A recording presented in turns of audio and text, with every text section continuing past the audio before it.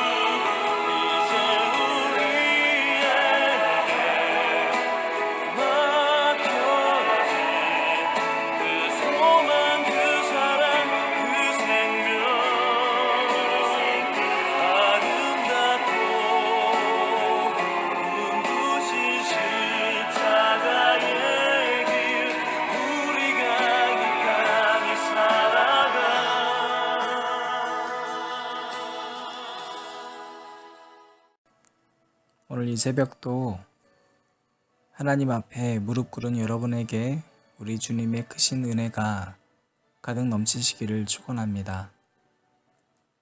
오늘 말씀을 보면서 우리는 한 단어 앞에 엄숙해질 수밖에 없습니다. 여호와의 말씀이라. 여호와의 말씀이라. 어제까지 우리가 봤던 본문 잠시 생각해 보면 그 시대의 선지자들과 제사장은 자기 욕망 때문에 맡겨진 양들을 버리고 흩어버렸습니다. 또 반면에 거짓되고 화려한 선지자들의 말에 속아, 즉 거짓된 선지자에 속아서 무수히 많은 양떼들이 악한 길로 가버리고 말았습니다. 하나님은 제사장이나 선지자에게도 너희들의 악한 것들을 돌이키라고 말씀하시고 백성들에게도 그 악한 길을 돌이키라고 말씀하고 있는 거죠. 어찌됐건 회복되어야 할 것이 무엇인가? 단 한 가지 오늘의 말씀의 키워드를 정하자면 여호와의 말씀인 것이죠. 오늘 23절 말씀 보니까 여호와의 말씀이니라. 나는 가까운 데에 있는 하나님이요 먼 데에 있는 하나님은 아니냐? 라고 우리에게 묻고 있어요. 그것은 우리가 코앞에서는 하나님을 찾다가도 아주 멀리서는 하나님이 없는 것처럼 산다는 겁니다. 교회 앞에서 예배를 드린다고 할 때는 정말로 하나님 앞에 서 있는 백성들처럼 보이지만 이 교회 예배당을 떠나서는 전혀 하나님 없는 것 같은 삶을 살아가고 있는 모습이 여러분에게 있지 않으십니까? 그 시대 이스라엘 백성들이 가까운 데에서는 하나님이 있는 것처럼 살다가도 멀리 떨어져서 사람이 없는 곳에서 혹은 가정에서 하나님이 없는 것처럼 살아갔던 것이 오늘 우리들의 삶에도 그대로 구현되고 있다면 이 23절 말씀이 저와 여러분에게 하나님이 던지시는 질문이길 간절히 원합니다. 하나님은 교회 안에서만 계시는 게 아니라 여러분의 가정을 들여다보고 계십니다. 여러분이 일터에서 어떻게 행동하고 있는지 주님은 보고 계십니다. 그런가 하면 또 무엇을 고쳐야 하는가에 대해서 25절 말씀은 계속해서 이렇게 증거합니다. 내 이름으로 거짓을 예언하는 선지자들의 말에 내가 꿈을 꾸었다고 말하는 것을 내가 들었노라. 거짓을 예언하는 선지자들에게 속는 많은 사람들이 꿈을 꿨다 이런 점치는 것 같은 이야기들에 속아 넘어간다는 거죠. 여러분, 꿈으로 하나님께서 말씀하실 수도 있습니다. 하지만 그 꾼 꿈으로 결국에 나를 높이느냐 아니면 하나님을 가리키느냐는 너무나 중요한 메시지인 거예요. 많은 거짓 선지자들은 그 하나님을 가리키는 것이 아니라 내가 꿈을 꿨다라고 얘기하면서 오히려 하나님을 이용해 자기를 높이고 있는 그러한 모습을 발견하게 되죠. 26절 말씀입니다. 거짓을 예언하는 선지자들이 언제까지 이 마음을 품겠느냐? 그들은 그 마음에 간교한 것을 예언하느니라. 그들이 서로 꿈꾼 것을 말하니 그 생각인즉 그들의 조상들이 바알로 말미암아 내 이름을 잊어버린 것 같이 내 백성으로 내 이름을 잊게 하려 함이로다. 유독 나는 예언을 너무 잘한다. 내가 성령이 충만해서 나는 정말로 예언을 잘하고 또 기가 막히게 꿈으로 하나님이 다 보여주신다. 그런 것에 빠져 있는 사람들일수록 오히려 하나님의 영광을 가리는 경우가 너무너무 많아요. 사실 그러한 이야기들을 통해서 오히려 자기 자신을 높이게 되는 일들이 참 많다는 거예요. 그렇다면 어떤 선지자가 바를까요? 28절 말씀입니다. 여호와의 말씀이니라. 꿈을 꾼 선지자는 꿈을 말할 것이요. 자, 꿈을 꿨습니다. 그럼 그 꿈을 얘기하면 되는 거예요. 그런데 정말 중요한 건 내 말을 받은 자는 성실함으로 내 말을 말할 것이라. 자, 여러분, 하나님의 말씀을 전하는 자는 그 꿈 얘기를 하는 게 아니라 하나님의 말씀을 얘기해야 된다는 거예요. 하나님의 말씀에 없는 이야기를 마치 하나님의 말씀처럼 변질시키고 왜곡시켜서 말하면 안 돼요. 그것은 바로 겨가 어찌 알곡과 같겠느냐라고 말하고 있는 28절 말씀처럼 엄청난 차이인 거예요. 그러므로 진실한 선지자, 즉 진실한 설교자는 그냥 말씀 그대로를 전하면 되는 겁니다. 자기 자신이 꾼 꿈이 없다 할지라도 그가 가리키는 방향이 하나님의 말씀에 있으면 하나님은 일하시는 거예요. 여러분, 우리는 꿈을 꾼 선지자가 꿈 얘기를 하는 것을 통해 이것이 하나님의 말씀이라고 생각해서는 안 돼요. 그렇게 생각했다간 여러분은 잘못된 길을 걸어가게 될 확률이 너무너무 높아요. 우리는 구별을 잘해야 됩니다. 내가 하고 싶은 말을 하고 있느냐 아니면 하나님의 말씀을 전하고 있느냐를 또 구별해야 돼요. 우리가 교회 생활하다 보면 믿음이 연약한 성도는 목회자의 설교를 통해서 하나님을 보는 것이 너무 힘들다는 걸 알게 돼요. 오히려 목회자의 설교를 들으면서도 인간적인 모습들로만 느끼거나 듣거나 하는 경우가 대다수죠. 건축할 때가 되면 솔로몬 성전 건축 성경 구절을 인용하는 모습을 보는 믿음이 연약한 성도들은 저럴 때가 되니까 저 성경 구절 인용하는구나. 봉헌의 중요성을 인용하는구나. 라고 생각하니까 은혜가 되질 않아요. 물론 목사님께서 혹은 설교자가 마음에 감동을 받아가지고 정말 감동받아서 이게 성전 건축이 너무나 필요하다라고 생각돼서 전했다 할지라도, 혹은 간밤의 꿈을 통해서 하나님이 이런 성전 건축의 필요성을 느꼈다. 그래서 그 구절을 찾아가지고 이 구절을 성도들과 나누었다 할지라도 믿음이 연약한 성도는 왜 하필 이 타이밍에 이 구절을 말하지? 라고 생각하게 되는 경우를 많이 발견해요. 그러니까 정작 하나님 그 말씀을 느끼는 게 아니라 그 설교자의 인간적인 부분만 보게 되는 것이죠. 가정신방을 만약에 예를 들어서 했어요. 그래서 나눈 이야기들 가운데 자녀나 가족 사이가 좋지 않다, 어머니와 부부간의 사이가 좋지 않다, 이런 이야기를 나눴는데 하필 그 주간에 주일 설교가 자녀와 가족 사이를 회복하라는 설교 내용을 예를 들어서 했다고 합시다. 설교자는 전혀 그 가정과 상관없이 마음에 감동이 있어서 이 메시지를 꼭 전해야 되겠다 싶어서 선택했다 할지라도 믿음이 연약한 자 혹은 상처가 있는 자는 그 설교자가 왜 하필이면 나를 콕 집어가지고 이렇게 설교하는 거지? 이렇게 오해하는 경우들이 참 많습니다. 그래서 모든 믿음이 연약한 자건 아니건 성도들에게 오해가 없게 하기 위해서 제 나름대로 내린 결론은 순서대로 말씀을 전하는 거였어요. 비록 순서대로 말씀을 전하는 것이 설교자에게 있어서 훨씬 힘든 것이기는 하지만 모든 성도들이 자신의 상황과 상관없이 하나님의 말씀만 보게 하기 위해선 꼭 필요한 장치가 아닌가, 저는 개인적으로 그렇게 생각을 해요. 내 상황이 정말 암울하고 상처가 깊고 그렇다 할지라도 그 주간에 가서 예배를 드릴 때 오늘 주어진 말씀이 꼭 내 가정에 아니면 우리 일터에 주시는 하나님의 말씀이라고 생각하게 되면 그때부터 놀라운 현상이 나타나는 거예요. 29절 말씀입니다. 여호와의 말씀이니라 내 말이 불 같지 아니하냐, 바위를 쳐서 부스러뜨리는 방망이 같지 아니하냐. 그 말씀은 바위를 쳐서 부스러뜨리는 힘이 있는 거예요. 여러분, 우리 마음은 강팍해져요.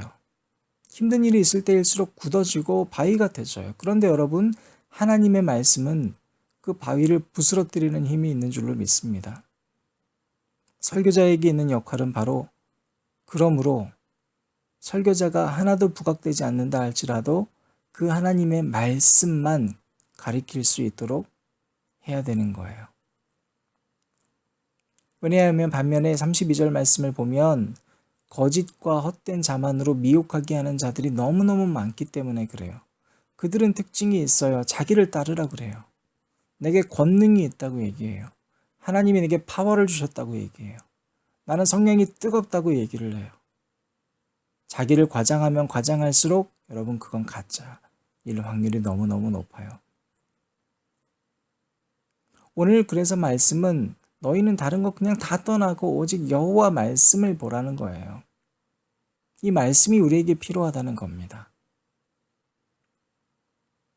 중요한 사실은 너무나 필요한 이 하나님의 말씀, 여호와의 말씀을 가까이 하지 못하게 사탄이 꾀하고 있는 공략법이 하나가 있다는 거예요.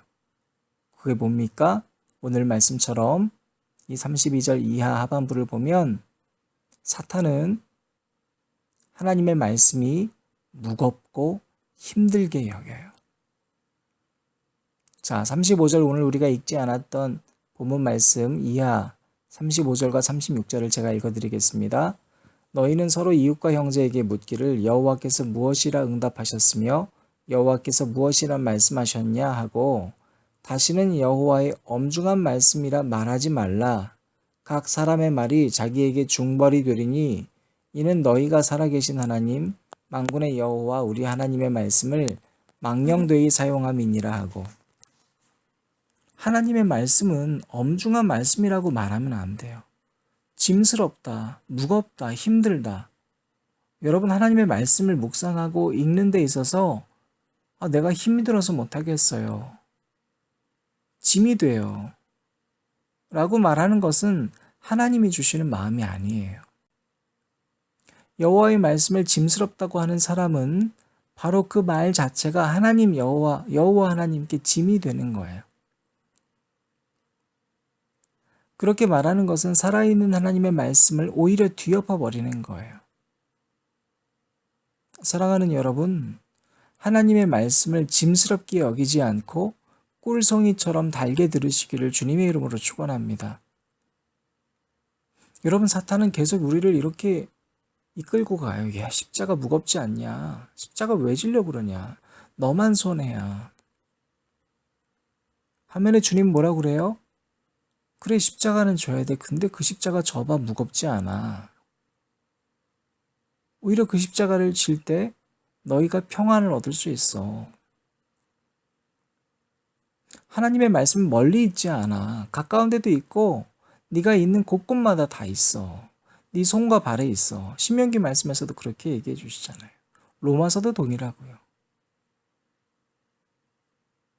여러분, 거짓 선지자일수록 그래서 이 하나님의 말씀을 이용해서 공포 분위기를 조성해요.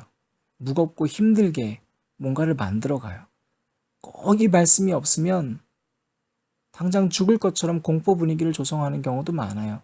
여러분, 그렇지 않아요. 하나님의 말씀이 있다는 건 기쁜 일이에요. 이 말씀 때문에 내가 오늘 살 수 있는 일이에요. 행복한 일이에요. 여러분, 말씀을 읽고 내가 더불어 산다는 건 너무나 즐거운 일이에요. 사랑하는 앉은자리 기도에 참여하신 여러분, 오늘 이 새벽 여러분의 오늘의 삶이 말씀과 더불어 살아가는 삶이 되시기를 바랍니다. 그 삶이 어린아이가 뛰어다니듯 경쾌하고 아름다운 삶이 되실 것을 굳게 믿습니다. 교회에 오는 발걸음이 여러분 무겁지 않게 되기를 주님의 이름으로 축원합니다.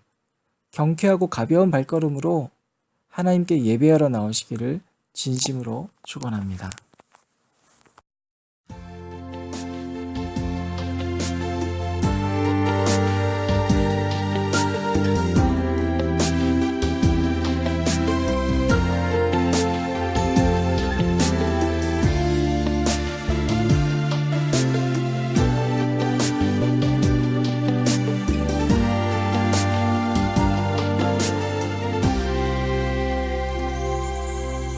숨이 찰 정